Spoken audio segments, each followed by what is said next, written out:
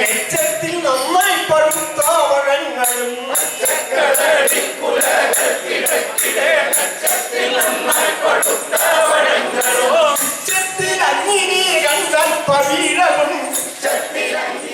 പ്രതിഷേധ ധർണ നടത്തി. ലക്കിടി കുഞ്ചൻ നമ്പ്യാർ സ്മാരകത്തോട് സാംസ്കാരിക വകുപ്പ് കാണിക്കുന്ന അവഗണനയ്ക്കെതിരെ ഇന്നലെ തുള്ളൽ കലാകാരന്മാർ നടത്തിയ പ്രതിഷേധ മാർച്ചിന്റെയും ധർണയുടെയും ഉദ്ഘാടനം മുതിർന്ന തുള്ളൽ കലാകാരനും മുൻ കലാമണ്ഡലം ഭരണസമിതി അംഗവും മുൻ ലക്കിടി കുഞ്ചൻ നമ്പ്യാർ സ്മാരക സമിതി അംഗവുമായ കലാമണ്ഡലം പ്രഭാകരൻ നിർവഹിച്ചു. രാവിലെ 10 മണിക്ക് ചൊൽക്കാഴ്ചയുടെ ഉദ്ഘാടനം കലാമണ്ഡലം ഗോപിനാഥ പ്രഭു നിർവഹിച്ചു. സംസ്ഥാന സെക്രട്ടറി മരുത്തോർവട്ടം കണ്ണൻ സ്വാഗതം പറഞ്ഞ ചടങ്ങിൽ സംസ്ഥാന പ്രസിഡന്റ് കലാമണ്ഡലം ശ്രീജ വിശ്വം അധ്യക്ഷത വഹിച്ചു.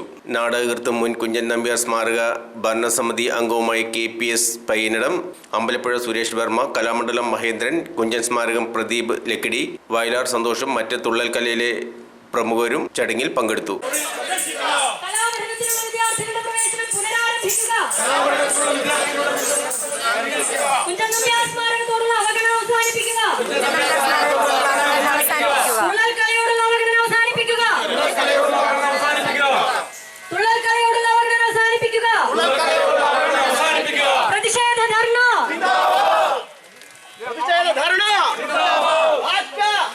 അതുപോലെ തന്നെ തുള്ളൽ കലാകാരന്മാരുടെ അവഗണന, കുഞ്ചൻ നമ്പ്യാർ സ്മാരകം എന്ന് പറയുന്ന കുഞ്ചൻ്റെ മണ്ണിൽ കുഞ്ചൻ്റെ കലയ്ക്ക് ജന്മം കൊടുത്ത, അല്ലെങ്കിൽ തുള്ളൽ എന്ന കലയ്ക്ക് ജന്മം കൊടുത്ത നമ്പ്യാരാശൻ്റെ മണ്ണിൽ നമ്മുടെ കലയ്ക്ക് നേരിടേണ്ടി വരുന്ന അവഗണന അവസാനിപ്പിക്കുക എന്നത് ഞങ്ങൾ വളരെ വിനീതമായിട്ടുള്ള ഒരു അപേക്ഷയായിട്ടാണ് നിങ്ങളുടെ മുന്നിൽ ഇങ്ങനൊരു ചൊൽക്കാഴ്ച എന്ന ഒരു പരിപാടിയോടുകൂടിയാണ് നമ്മൾ ഈ ഒരു ധർണ ആരംഭിച്ചിരിക്കുന്നത്.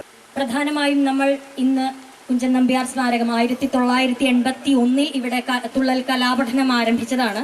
തുടർന്ന് 2007-2008 കാലഘട്ടത്തിലാണ് ഇവിടെ കലാമണ്ഡലത്തിൻ്റെ ഒരു സപ്പോർട്ടോട് കൂടിയിട്ട് ഇവിടെ 5 ലക്ഷം അനുവദിച്ചുകൊണ്ട് മറ്റ് കലാപഠനങ്ങൾ കൂടി ആരംഭിച്ചത്. പിന്നീട് അത് ഒരു വർഷങ്ങൾക്ക് ശേഷമുള്ള സ്പെഷ്യൽ ഗ്രാൻഡ് ആയിട്ട് 2 പ്രാവശ്യം ഇവിടെ ഗവൺമെൻറ് അനുവദിച്ചുകൊണ്ട് പഠനം തുടർന്നു പോവുകയാണ് ഉണ്ടായത്.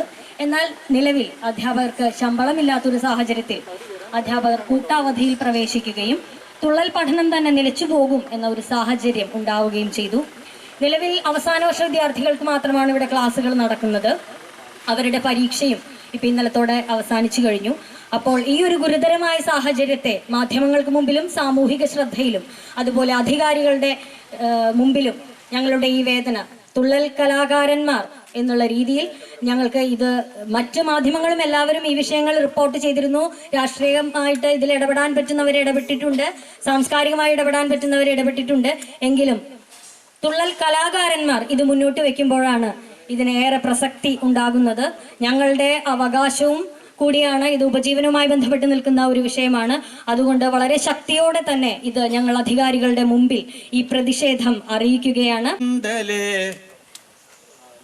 കിള്ളിക്കുറിശി ശ്രീ മഹാദേവൻ ധരണി മണ്ഡലെ കിള്ളിക്കുറിശി ശ്രീ മഹാദേവൻ വരമൊന്നു വിരവോടെ തരസാ തന്നരുളേണം വരമൊന്നു വിരവോടെ തരസാ തന്നരുളേണം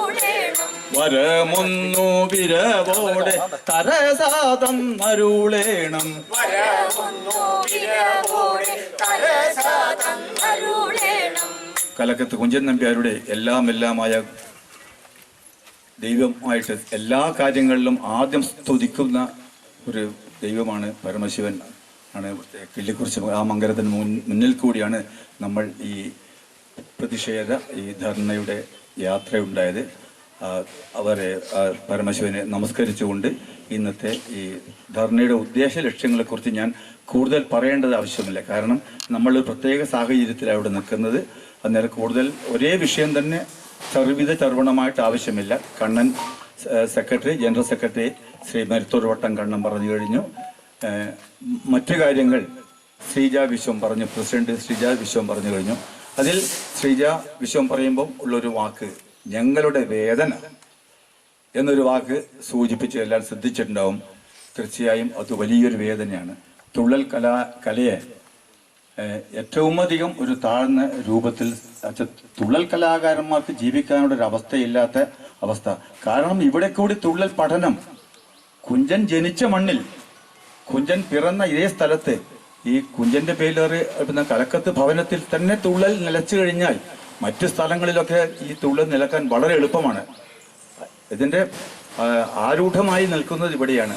ഇവിടെ തന്നെ ഇപ്പോൾ ഇല്ല എന്ന വിവരമാണ് നമ്മൾ അറിയുന്നത്. മറ്റൊന്ന് കുഞ്ചൻ നമ്പ്യാരെ പ്രസവിച്ച ഈ കലക്കത്ത് ഭവനം ചോർന്നൊലിക്കുന്നു എന്നാണ്, ഞങ്ങൾക്കിപ്പോൾ അങ്ങോട്ട് പോയിട്ട് കാണാൻ പറ്റിയിട്ടില്ല, ചോർന്നൊലിക്കുന്നു എന്നാണ് ഞാൻ അറിഞ്ഞത്. പലരും അവിടെ ചോദിച്ചപ്പോഴൊക്കെ പറഞ്ഞ വിവരമാണ്. അത് വളരെയേറെ വേദന, അത് ഒരു പത്ര ന്യൂസിൽ കൂടി ഉണ്ടായിരുന്നു എന്നാണ് തോന്നുന്നത്. കണ്ടിരുന്നില്ലേ? അങ്ങനെ ന്യൂസ് കേട്ടിരുന്നില്ലേ? അത് വളരെ വേദനാജനകമായ അവസ്ഥയാണ്. കാരണം അത് ചോർന്നൊലിച്ചു കഴിഞ്ഞാൽ ഒരു സുപ്രഭാതത്തിൽ ഒരു കാറ്റും മഴയും വന്നപ്പോൾ